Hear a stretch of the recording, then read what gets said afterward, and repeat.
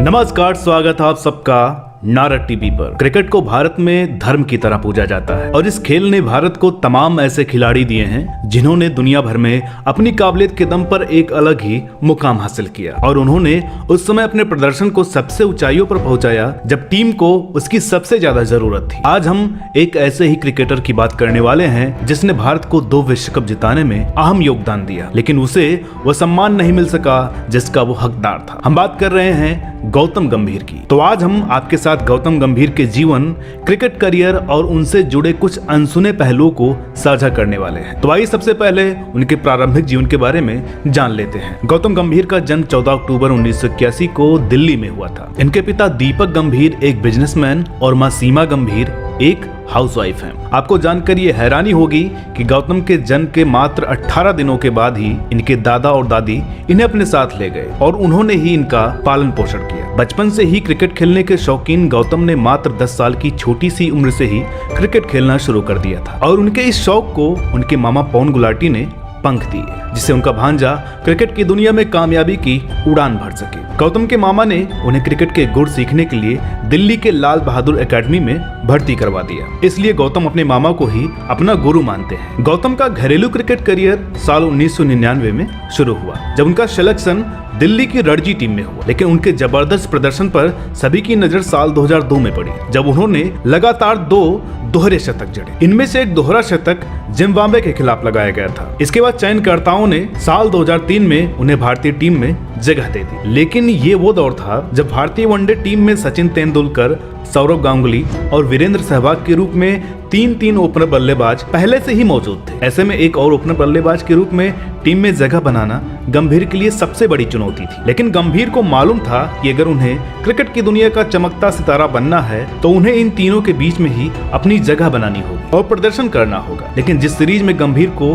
पहली बार मौका दिया गया उसमें सचिन नहीं खेल रहे थे, इसलिए गंभीर को सहवाग के साथ ओपनिंग की जिम्मेदारी दे दी गई। इस सीरीज के पहले मैच में गंभीर 11 रन और दूसरे मैच में 18 रन बनाकर आउट हो गए, पर तीसरे मैच में गंभीर ने जबरदस्त प्रदर्शन करते हुए 71 रनों की पारी खेली और मैन ऑफ द मैच भी बने। पर इसके बावजूद वनडे टीम में लगातार जगह बना पाना उनके लिए आसान नहीं रहा। पर भारतीय टीम में बने रहने के लिए टेस्ट क्रिकेट सबसे अच्छा रास्ता था, क्योंकि टेस्ट क्रिकेट में सहवाग तो ओपनर के रूप में जम चुके थे, लेकिन दूसरे छोर पर कई खिलाड़ी आ जा रहे थे। दरअसल सचिन और सौरभ तो टेस्ट में मध्य क्रम में खेलते थे, इसलिए टेस्ट में बतौर ओपनर टीम में जगह बनाना कुछ आसान था। इसकी शुरुआत हुई साल 2004 में जब ऑस्ट्रेलिया टीम भारत के दौरे पर आई। इस सीरीज के चौथे मैच में गंभीर को टेस्ट डेब्यू करने का मौका मिला, लेकिन गंभीर इस मैच की पहली पारी में 3 और दूसरी पारी में सिर्फ 1 रन बनाकर आउट हो गए। लेकिन इसके बाद इन्होंने अपना टेस्ट दक्षिण अफ्रीका के खिलाफ खेला और इस मैच में उन्होंने 96 रनों की पारी खेलकर सबको अपनी जबरदस्त प्रतिभा का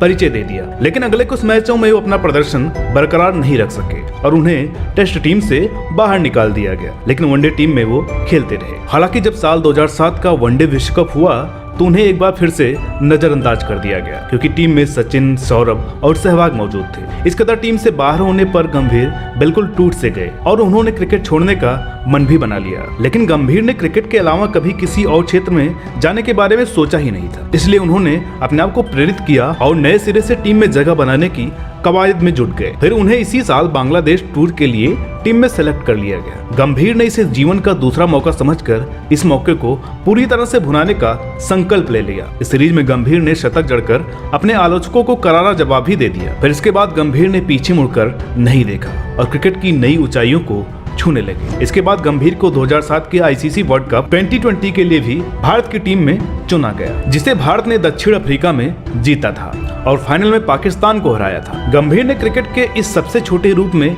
बेहतरीन प्रदर्शन किया। टूर्नामेंट में वो भारत के लिए सबसे ज्यादा रन बनाने वाले बल्लेबाज साबित हुए। उन्होंने 37.73 की औसत से 227 रन बनाए, जिसमें 3 अर्धशतक भी शामिल थे। फाइनल में पाकिस्तान के खिलाफ उन्होंने कभी न भूलने वाली 54 गेंदों पर 75 रनों की महत्वपूर्ण पारी खेली और भारत को T20 का पहला विश्व विजेता बनाने में अहम योगदान निभाया। इसके बाद गंभीर भारतीय टीम के नियमित सदस्य बन गए। सहवाग के साथ गंभीर की ओपनिंग जोड़ी टेस्ट क्रिकेट में बेहद सफल साबित हुई। इन दोनों ने 11 शतकीय और 25 अर्धशतकीय साझेदारियां निभाई। कौन भूल सकता है उनकी न्यूजीलैंड के खिलाफ नेपियर में खेली गई 137 रनों की पारी, जिसमें उन्होंने 5 सत्रों तक बल्लेबाजी करते हुए 400 से ज्यादा गेंदें खेलकर भारत और हार के बीच अड़कर भारत के लिए मैच बचाया था। इस पारी के बाद सहवाग ने उन्हें राहुल द्रविड़ के बाद भारत की दूसरी दीवार कह दिया। इस बीच गंभीर ने धोनी की अनुपस्थिति में 6 मैचों में टीम की कप्तानी भी की और भारत ने ये सभी मैच जीते। फिर आया साल 2011 का वनडे विश्व कप जो भारत में खेला गया। इस विश्व कप के फाइनल मुकाबले में भारत को श्रीलंका के 275 रनों के लक्ष्य का पीछा करना था और भारत की शुरुआत बेहद ही खराब रही थी। वीरेंद्र सहवाग और सचिन तेंदुलकर जल्दी पवेलियन लौट गए और फिर एक और विश्व कप फाइनल में भारत के लिए मैच विनर साबित हुए गौतम गंभीर। गंभीर ने पहले विराट और उसके बाद कप्तान महेंद्र सिंह धोनी के साथ मिलकर टीम को जीत के करीब खड़ा कर दिया। गंभीर ने फाइनल मुकाबले में 97 रन बनाए थे और भारत की जीत में अहम भूमिका निभाई थी, लेकिन मैच का सारा श्रेय मिला कप्तान महेंद्र सिंह धोनी को, जिन्होंने 91 रनों की पारी खेली और छक्का लगाकर भारत को विश्व चैंपियन बना दिया। गंभीर को इस बार उतनी लाइमलाइट नहीं मिल सकी जितनी उन्हें मिलनी चाहिए थी और इसका रंज उन्हें शायद हमेशा रहेगा। एक बार एक इंटरव्यू के दौरान गंभीर ने 2011 के वर्ल्ड कप फाइनल में शतक पूरा न कर पाने के बारे में कहा था कि 97 रन बनाने से पहले तक मैंने शतक के बारे में सोचा भी नहीं था। मेरा ध्यान श्रीलंका द्वारा दिए गए टारगेट पर था। मुझे याद है जब ओवर खत्म हुआ तो मैं और धोनी क्रीज पर थे।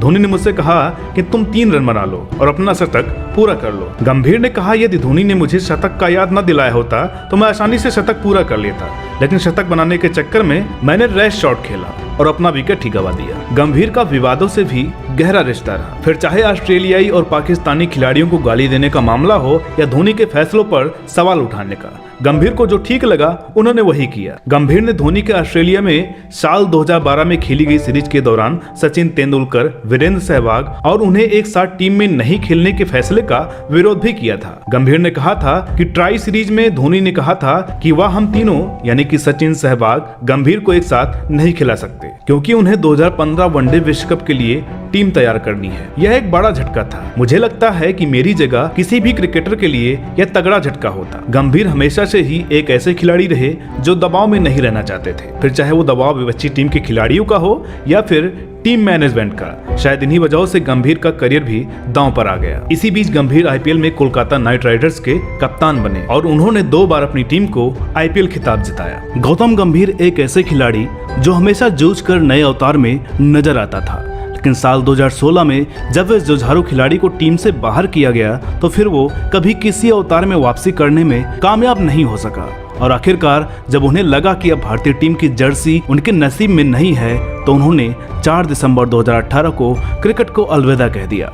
गंभीर ने 58 टेस्ट मैचों में 41.95 की औसत से 4154 रन बनाए, जिसमें से 9 शतक और 22 अर्धशतक शामिल हैं। वहीं उन्होंने 147 वनडे मैचों में 39.68 की औसत से 11 शतक और 34 अर्धशतक की मदद से 5238 रन बनाए। यही नहीं, गंभीर ने T20 अंतर्राष्ट्रीय मैचों में भी अपनी छाप छोड़ी और उन्होंने 37 मैचों में 7 अर्धशतकों की मदद से 932 रन बनाए, जिसमें से उनका औसत 27.41 का रहा है। लेकिन गंभीर तो गंभीर हैं, आखिर उन्हें नए अवतार में तो आना ही था, क्रिकेट ना सही तो किसी और रूप में। क्रिकेट से संन्यास लेने के बाद गंभीर राजनीति में रम गए और साल 2019 के लोकसभा चुनाव में पूर्वी दिल्ली से चुनाव लड़कर सांसद बन गए और जीवन की नई पारी की शुरुआत की। नारा टीवी की टीम उनके उज्जवल भविष्य की कामना करती है। तो दोस्तों, उम्मीद करते हैं कि आज का एपिसोड आपको पसंद आया होगा। वीडियो अगर आपको अच्छी लगी हो तो लाइक करें, शेयर करें। चैनल पर नए हो तो प्लीज जिसे सब्सक्राइब जरूर करें ताकि आपको हमारे आने वाले वीडियोस और पुराने वीडियोस देखने को मिलते रहें। तो दोस्तों, मिलते हैं अगले वीडियो में एक और नई कहानी के साथ। तब तक के लिए नमस्कार।